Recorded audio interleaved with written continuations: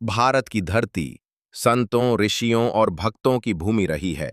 यहाँ जन्म लेने वाले कई दिव्य आत्माओं ने अपने जीवन को ईश्वर की भक्ति में समर्पित किया, समाज को सत्य, प्रेम और करुणा का संदेश दिया। इन्हीं महान आत्माओं में एक थीं संत मीराबाई। उनका जीवन भक्ति, प्रेम, त्याग और संघर्ष की अमर गाथा है, जो युगों युगों तक लोगों को प्रेरणा देती रहेगी।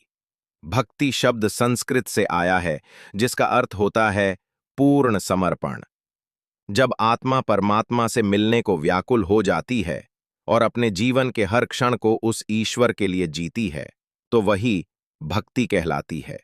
यह कोई बाहरी प्रदर्शन नहीं, बल्कि एक गहरे अंतर्मन की पुकार है। मीराबाई इसी भक्ति की जीवंत मूर्ति थीं। मीराबाई का जन्म राजस्थान के एक राजघराने में हुआ था। वो मेड़ता के राठौड़ वंश की राजकुमारी थीं। उनका जन्म लगभग 1498 ईसवी में हुआ माना जाता है। उनके पिता का नाम राव रत्न सिंह था, जो मेड़ता राज्य के प्रमुख सरदार थे। बचपन से ही मीराबाई में ईश्वर के प्रति गहरी लगन थी, विशेषकर श्री कृष्ण के प्रति। कहा जाता है कि जब मीरा केवल 4-5 वर्ष की थीं, तब उन्होंने एक बार एक बारात देखी और अपनी मां से पूछा, मेरा दूल्हा कौन है? उनकी मां ने हंसते हुए श्री कृष्ण की मूर्ति की ओर इशारा कर कहा, बेटी, ये है तेरे दूल्हे। तभी से मीरा के हृदय में श्री कृष्ण के प्रति एक विशेष भाव अंकुरित हो गया, जिसने उन्हें जीवन भर एक भक्तिन बना दिया। मीराबाई के लिए श्री कृष्ण केवल भगवान नहीं थे, वे उनके प्रियतम, स्वामी, मित्र और सखा थे। वह उन्हें मेरे तो गिरधर गोपाल, दूसरों न कोई कहकर पुकारती थीं। समाज, परिवार और परंपराओं की सारी सीमाएं उन्होंने तोड़ दीं, क्योंकि उनका प्रेम सांसारिक नहीं, परम प्रेम था, आत्मा का परमात्मा से मिल। उस समय का समाज स्त्रियों के लिए बहुत सीमित अधिकार देता था, पर मीरा ने नारी के दायरे को तोड़ते हुए खुलकर श्री कृष्ण की भक्ति की। वो महलों में नहीं, मंदिरों में रहती थीं। शाही वस्त्र नहीं, साधारण भगवा वस्त्र पहनती थीं। उनका जीवन सामाजिक क्रांति का भी प्रतीक बन गया, जहां एक स्त्री ने अपने प्रेम और भक्ति को समाज से ऊंचा माना। राजस्थान की रजपूत भूमि पर जब जब कोई दिव्य आत्मा जन्म लेती है, तो प्रकृति स्वयं स्वागत करती है। ऐसा ही शुभ अवसर था जब राठौड़ राजघराने में एक पुत्री ने जन्म लिया। यही थी मीरा। उनका जन्म जोधपुर राज्य के मेड़ता नगर में लगभग 1498 ईस्वी में राव रत्न सिंह और उनकी धर्मपत्नी वीर कुंवर के यहाँ हुआ। मीरा का बचपन मेड़ता की वीर भूमि में बीता, जहां तलवार और तीर कमान के साथ साथ भक्ति और संगीत का भी वातावरण था। उनके परिवार में धार्मिकता का माहौल था और मीरा की दादी एक भक्त महिला थीं, जो प्रायः श्री कृष्ण की कथाएं सुनाया करती थीं। इन्हीं कहानियों ने मीरा के बाल मन में कृष्ण के प्रति गहरा प्रेम भर दिया। मीरा जब लगभग 4 वर्ष की थीं, तब एक दिन पड़ोस में एक धूमधाम से बारात आई। छोटे बच्चों में उत्सुकता थी कि दुल्हन कौन बनेगी, दूल्हा कैसा है। मीरा ने भी मां से जिज्ञासा से पूछा, मां, मेरा दूल्हा कौन है? मां ने हंसते हुए पास में रखी श्री कृष्ण की एक सुंदर मूर्ति को दिखाकर कहा, बेटी, यही तेरे दूल्हे हैं। उस क्षण जो बीज बोया गया, वही बाद में एक विशाल वटवृक्ष बन गया। मीरा के लिए कृष्ण अब केवल एक देवता नहीं थे, वे उनके जीवन साथी, आत्मा के स्वामी और हृदय के राजा बन चुके थे। जब अन्य कन्याएं गुड़ियों से खेलती थीं, मीरा श्री कृष्ण की मूर्ति से बातें करती थीं। वे उन्हें सजातीं, भोग लगातीं, भजन गातीं और कभी रूठ कर उन्हें मनाने का अभिनय भी करतीं। ये भक्ति एक खेल नहीं थी, बल्कि हृदय की सच्चाई थी। मीरा बचपन से ही अत्यंत सरल, विनम्र और सहनशील थीं। एक बार राजमहल में एक सेविका ने कहा, सेविका से किसी ने कटु वचन कहे, तो मीरा ने उसे गले लगाकर समझाया, क्रोध करने से हृदय और भी काला हो जाता है, लेकिन क्षमा करने से भगवान हमारे पास आते हैं। ये बातें उनके बाल्यकाल में ही उनकी गहरी आध्यात्मिकता को दर्शाती थीं। मीरा के पिता राव रत्न सिंह एक वीर योद्धा थे, लेकिन उन्हें अपनी पुत्री के इस अनोखे व्यवहार को देखकर थोड़ी चिंता होती थी। वे सोचते थे, क्या ये भक्ति का मार्ग उचित है? क्या ये भावनाएं बालपन का भ्रम हैं? किंतु वे मीरा के चेहरे पर जो दिव्यता देखते, उस पर संदेह करना कठिन था। मीरा ने छोटी उम्र में ही कागज पर चित्र बनाकर श्री कृष्ण को पत्र लिखने शुरू कर दिए थे। वे उन्हें अपने दुख, अपनी इच्छाएं और अपने सपने बताया करतीं, जैसे वो कोई सजीव मित्र हों। उनके प्रेम में कोई दिखावा नहीं था। वो बालिका सच्चे अर्थों में भगवान से जैसे जैसे मीराबाई बड़ी होती गईं, उनका श्रीकृष्ण के प्रति प्रेम और गहरा होता गया। उनके गीत, उनकी वाणी और उनका जीवन, सब कुछ कृष्णमय होता चला गया। किंतु एक राजकुमारी के जीवन में समाज और परंपराओं की डोर बहुत कसकर बंधी होती है। और यही वो समय था जब मीरा के जीवन में आया एक बड़ा मोड़, विवाह। मीरा के पिता राव रत्न सिंह एक प्रभावशाली राजा थे। जब मीरा विवाह योग्य हुई, नत के गास्ती आसपास के बड़े राजघराने उनके प्रस्ताव लेकर आने लगे।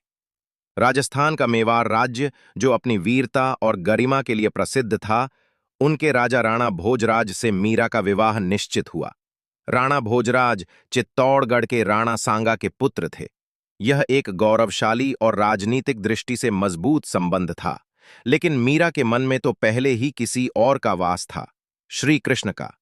जब मीरा को बताया गया कि उनका विवाह मेवाड़ के राजकुमार से होगा, तो उन्होंने स्पष्ट कहा, मैं तो पहले ही श्री कृष्ण से विवाह कर चुकी हूं, मेरे लिए दूसरा कोई पति नहीं। परंतु यह बातें एक बालिका की कल्पना समझकर नजरअंदाज कर दी गईं। उनके परिवार ने इसे केवल एक बालपन का भ्रम माना और विवाह की रस्में पूरी कर दी गईं। मीरा अब चित्तौड़गढ़ के भव्य महल में थी। बाहर से वह एक रानी थी, किंतु भीतर से वही कृष्ण प्रेमी, सादगी भरी मीरा। शाही जीवन के आडंबर, महंगे वस्त्राभूषण, सेवकों की भीड़, इन सब से उसका मन विरक्त था। वह महल के कोनों में श्रीकृष्ण की मूर्ति लेकर बैठती, भजन गाती और आंखों से अश्रु बहाती। वह गाती, पायो जी मैंने राम रतन धन पायो, वस्तु अमोलक दी मेरे सतगुरु, कृपा करि अपनायो। शुरुआत में राणा भोजराज मीरा को समझने का प्रयास करते रहे। वो मीरा की सुंदरता और भक्ति से प्रभावित थे, किंतु वे एक योद्धा थे। उनके लिए एक रानी का कर्तव्य राजमहल, कुटुंब और कुल की मर्यादा थी। राणा भी जब मीरा ने राजमहल की सभाओं से दूर रहकर मंदिरों में समय बिताना शुरू किया, तो ये विरोध की शुरुआत थी। राजघराना इससे असंतुष्ट था। मीरा से यह पूछा गया कि क्या वह रानी होकर भी साध्वी बनना चाहती हैं। मीरा का उत्तर स्पष्ट था, मैं रानी नहीं, कृष्ण की दासी हूं। जो संसार मुझे श्री कृष्ण से दूर करता है, वह मेरे लिए बंधन है। मीरा दिन रात श्री कृष्ण के ध्यान में लीन रहती। वे भजन गाती, नृत्य करतीं और मंदिरों में साधुओं के साथ समय बितातीं। उनके हृदय में श्री कृष्ण के प्रति प्रेम अब केवल व्यक्तिगत भावना नहीं, बल्कि एक अनंत अग्नि बन चुका था, जिसने सारे सांसारिक बंधनों को जलाना शुरू कर दिया। वह गाया करतीं, मने लाग्यो ईश्वर सांवरो रे, घड़ी घड़ी मोरे नैना रोवे। चित्तौड़गढ़ का किला भले ही रजवाड़ों की शान और शक्ति का प्रतीक रहा हो, पर वहां की दीवारों ने कभी ऐसी रानी नहीं देखी थी जो शस्त्र और साम्राज्य की नहीं, प्रेम और भक्ति की पूजा करती थी। मीरा अब उसी चित्तौड़ के महलों में थीं, तन से रानी पर मन से एक विरक्त साध्वी। जहां अन्य रानियां श्रृंगार करतीं, सामाजिक आयोजनों में भाग लेतीं, वहां मीरा दिन रात श्री कृष्ण के मंदिर में बैठकर भजन गाया करतीं। वे सोने चांदी के मुकुट नहीं, माला और चंदन धारण करतीं। उन्हें दरबार के शोरगुल से कहीं अधिक प्रिय थे मंदिर की घंटियां और बांसुरी की मधुर ध्वनि। उनके कुछ भजन पूरे चित्तौड़ में गूंजने लगे थे। मेरे तो गिरधर गोपाल दूसरो न कोई, जाके सिर मोर मुकुट मेरो पति सोई। मीरा की इस भक्ति को देखकर राज परिवार का चिंतित होना स्वाभाविक था। सास रानी कुंवर और अन्य रानियां कहने लगीं कि मीरा रानी होकर साधुओं के बीच बैठती हैं, भजन गाती हैं और कुल की मर्यादा को ठेस पहुंचा रही हैं। राज दरबार के लोग भी प्रश्न उठाने लगे, क्या यह उचित है कि मेवाड़ की रानी नाचती गाती फिरें? क्या रजपूती कुल की बहू साधुओं के साथ बैठ सकती है? जब मीरा से पूछा गया कि वह साधुओं से क्यों मिलती हैं, तो उन्होंने विनम्रता से उत्तर दिया, जो मेरे श्याम के भक्त हैं, वे मेरे आत्मीय हैं। साधु संग से ही तो भक्ति की राह मिलती है। यह उत्तर सरल था, परंतु राजमहल के लिए अस्वीकार्य। मीरा के पति राणा भोजराज अब दो राहों के बीच खड़े थे। एक ओर पत्नी का सहज प्रेम और दूसरी ओर कुल की मर्यादा और दरबार का दबाव। राणा भोजराज का मन मीरा की भक्ति से प्रभावित था। उन्होंने कई बार मीरा से अनुरोध किया, राज्य की मर्यादा निभाओ, भक्ति अपने हृदय में रखो, बाहर नहीं। पर मीरा की भक्ति तो बहती धारा बन चुकी थी, जिसे कोई रोक नहीं सकता था। उन्होंने कहा, मुझे यदि दो में एक चुनना हो, या तो भक्ति या राजमहल, तो मैं हर बार श्री कृष्ण को ही चुनूंगी। मीरा की स्थिति अब और कठिन होती जा रही थी। कुछ दरबारी और परिवारजन उन्हें अपमानित करने लगे। मंदिरों में जाना बंद करने को कहा गया। उनके लिए गाना नृत्य करना अपशिष्ट करा गया। पर मीरा तो जैसे ईश्वर के रंग में रंग चुकी थीं। उनका उत्तर था, जित देखूं तित तू ही तू है, तू बिन कौन हमारी दू है। मीरा की भक्ति अब केवल चित्तौड़ नहीं, पूरे राजस्थान और उससे आगे तक प्रसिद्ध हो चुकी थी। लोग कहते, एक रानी जिसने श्री कृष्ण को ही जीवन बना लिया। परंतु जैसे जैसे उनकी ख्याति बढ़ती गई, वैसे वैसे राजमहल में उनके विरोध की आग भी तेज होती गई। मीरा को अब दरबार में आमंत्रित नहीं किया जाता। रानियां उन्हें तिरस्कार की दृष्टि से देखतीं। सेविकाएं पीछे से उनका उपहास करतीं। मीरा को न मंदिर में जाने दिया जाता, न साधुओं से मिलने दिया जाता। पर मीरा कहतीं, भक्ति पथ कांटों भरा है, पर मोहे कांटों से डर नाही। गिरधर संग चलना है, तो पीड़ा भी प्रसाद समान है। मीरा की भक्ति अब शाही प्रतिष्ठा को चुनौती समझी जाने लगी थी। उन्हें चुप कराने के लिए राणा भोजराज के न रहने के बाद महल में बैठे कुछ षड्यंत्रकारी लोगों ने कठोर निर्णय लिया, मीरा को मार दिया जाए। उन्होंने मीरा के लिए एक विष से भरा प्याला भेजा। संदेश आया, रानी जी, यह प्रसाद है श्री कृष्ण के नाम पर। मीरा मुस्कुराईं। वो जानती थीं, यह प्रसाद नहीं है, यह मृत्यु है। परंतु वो भयभीत नहीं हुईं। उन्होंने वो विष प्याला श्री कृष्ण की मूर्ति के सामने रखा और प्रार्थना की, हे मेरे गिरधर, यदि तू मेरा है तो इस विष में भी अमृत है। अगर मैं सच्ची हूं तो ये जहर मुझे छू भी नहीं पाएगा। मीरा ने वो प्याला हाथ में लिया, श्री कृष्ण का नाम लिया और उसे पी गईं। पूरे राजमहल में सन्नाटा छा गया। सबने सोचा, अब कुछ ही क्षणों में मीरा मृत हो जाएंगी। परंतु कुछ देर बाद मीरा आंखें बंद कर भजन गाने लगीं। पीव मोरे मैं नाही माखन चोर, तू ही जीवन मेरो तू ही सिरमौर। वो पूरी तरह स्वस्थ थीं। उनके मुख पर तेज और आंखों में दिव्यता झलक रही थी। ये किसी साधारण मानव के बस की बात नहीं थी। ये घटना पूरे चित्तौड़ में फैल गई। लोग कहने लगे, जिसकी रक्षा स्वयं कृष्ण करें, उसका कोई क्या बिगाड़ सकता है। मीरा के भक्तों की संख्या और भी बढ़ने लगी। राजमहल स्तब्ध था। अब वे केवल उन्हें भक्ति पथ से हटाना नहीं चाहते थे, बल्कि उन्हें दरबार से बाहर करना चाहते थे। राजमहल ने मीरा से अंतिम चेतावनी दी, या तो कृष्ण भक्ति छोड़ो या महल छोड़ दो। मीरा ने उत्तर दिया, मैंने जन्मों जन्मों से कृष्ण को पाया है। राजमहल मुझे रोके या ठुकराए, पर मेरा प्रेम अनंत है और ईश्वर अटल। विषपान जैसी घटनाओं के बाद मीराबाई का जीवन अब और भी विराट भक्ति का प्रतीक बन चुका था। चित्तौड़ का राजमहल उन्हें त्याग चुका था, परंतु उन्होंने भक्ति के पथ को और गहराई से अपनाना शुरू किया। उनका जीवन अब केवल एक राजकुमारी का नहीं, एक जागृत साध्वी का था। मीरा ने अब चित्तौड़ के राजमहल की शोभा, विलास और सामाजिक प्रतिष्ठा को पूर्णतः त्याग दिया। उन्होंने साधु वस्त्र धारण कर लिए, केश खोले रहते और हाथ में केवल एक एक तारा और मंजीरा रखती। उनका गीत अब जंगलों, मंदिरों, पगडंडियों और गांवों तक पहुंचने लगा। वे गाती थीं, नर तनु पाए कर जो नहीं राता, आगे पछताएगा।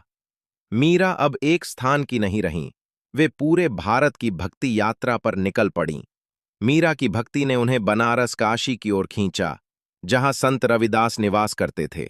एक ऐसे संत जिन्होंने जाति, वर्ण और भेदभाव को नकारा और भक्ति को सबसे ऊंचा स्थान दिया। मीरा उनके पास पहुंची, चरणों में बैठ गईं और कहा, गुरुदेव, मेरे हृदय में गिरधर का वास है, पर मार्ग कठिन होता जा रहा है, कृपा करें। संत रविदास ने मुस्कुराकर कहा, मीरा, जब अंतर्मन में राम है तो बाहरी संघर्ष अर्थहीन है। तू स्त्री नहीं, तू आत्मा है, और आत्मा का विवाह तो केवल परमात्मा से होता है। यह वाक्य मीरा के हृदय में बस गया। उन्होंने संत रविदास को अपना गुरु मान लिया अब मीरा केवल कृष्ण की प्रेमिका नहीं, एक संत के मार्ग पर चलने वाली भक्त साध्वी बन चुकी थीं। काशी प्रवास के दौरान मीरा की भेंट गोस्वामी तुलसीदास से भी हुई। तुलसीदास, जो रामचरितमानस के रचयिता थे, उन्होंने मीरा की भक्ति को गहरे सम्मान से देखा। मीरा ने उनसे पूछा, क्या स्त्री को भक्ति में अधिकार है? तुलसीदास बोले, भक्ति में न कोई पुरुष है न स्त्री। जो रोता है राम के लिए वह भक्ता है। मीरा, तू पुरुषों से बढ़कर है, क्योंकि तूने प्रेम किया है निष्कलंक। मीरा अब साधु संतों के साथ कीर्तन करतीं, गांव-गांव जाकर भक्ति के गीत सुनातीं और दुखियों को सांत्वना देतीं। वह पगड़ीधारी राजाओं के दरबारों में नहीं, साधारण लोगों के दिलों में निवास करने लगी थीं। जहां भी मीरा जातीं, लोग उनके चरण छूते, आशीर्वाद मांगते और उनकी आंखों में कृष्ण का दर्शन करते। उन दिनों मीरा के जो भजन सारे उत्तर भारत में गूंजने लगे थे, उनमें से कुछ हैं।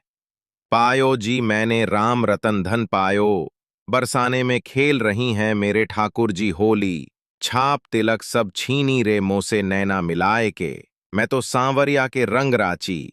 राजमहल और समाज से विमुक्त होकर मीरा अब एक यायावर संत बन चुकी थीं।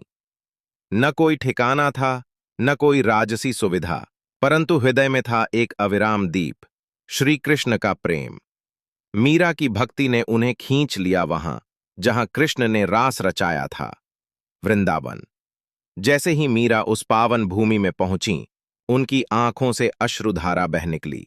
वृक्ष, कुंज, यमुना तट, सब कुछ कृष्णमय था। वहां उन्होंने श्री कृष्ण के लीला स्थलों का दर्शन किया, निधिवन, सेवा कुंज, यमुना तट और श्री बांके बिहारी मंदिर। वृंदावन में मीरा गा उठीं, वृंदावन की कुंज गली में मेरो मन बेसुध भयो रे। कहा जाता है कि वृंदावन में उस समय एक विख्यात संत गोस्वामी जी, एक प्रमुख वैष्णव आचार्य रहते थे, जो किसी स्त्री से नहीं मिलते थे। जब मीरा ने उनके दर्शन की इच्छा जताई तो उत्तर मिला, मैं किसी स्त्री से नहीं मिलता। मीरा ने यह सुनकर एक ऐतिहासिक उत्तर दिया, मैं तो जानूं केवल कृष्ण को पुरुष, बाकी सब जगत तो नारी है, तुम भी मैं भी। यह उत्तर गोस्वामी जी के हृदय को चीर गया। वे स्वयं चलकर मीरा के चरणों में आए और बोले, आज मैंने एक सच्चे भक्त का दर्शन किया है। वृंदावन में कुछ समय बिताने के बाद मीरा ने निर्णय लिया कि अब वे द्वारका जाएंगी, वह स्थान जहां श्री कृष्ण ने राज्य किया और जहां उनका शरण है। मीरा ने पैदल यात्रा शुरू की। रास्ते में वे गांव-गांव रुकतीं, मंदिरों में भजन करतीं और सैकड़ों लोग उनके साथ हो लेते। उनका जीवन अब एक चलती फिरती कथा बन चुका था। द्वारका पहुंचने से पहले उन्होंने सोमनाथ, प्रभास क्षेत्र और कई अन्य तीर्थ स्थलों का भी दर्शन किया। जब मीरा द्वारका पहुंची तो उनकी आंखें भर आईं। उन्होंने द्वारकाधीश मंदिर में प्रवेश किया और भगवान के चरणों में गिर पड़ीं। वे बोलीं, हे मेरे प्रियतम, अब और देर मत कर, इस तन को अब तुझ में समा लेने दे। मीरा ने मंदिर में रात्रि जागरण किया। पूरे मंदिर में दीप जल उठे, भजन गूंजने लगे और भक्तों की भीड़ मीरा को घेरे खड़ी रही। मीरा ने मंदिर के गर्भगृह में श्री कृष्ण की मूर्ति के सामने अंतिम भजन गाया, सांवरिया, तूने मोह लिया, अब मैं ना रहूं इस तन में, तू ही तू समाया है, अब मेरा क्या है जीवन में। कहा जाता है, जैसे ही मीरा का भजन समाप्त हुआ, गर्भगृह का द्वार अपने आप बंद हो गया। कुछ देर बाद जब द्वार खोला गया, मीरा वहां नहीं थीं।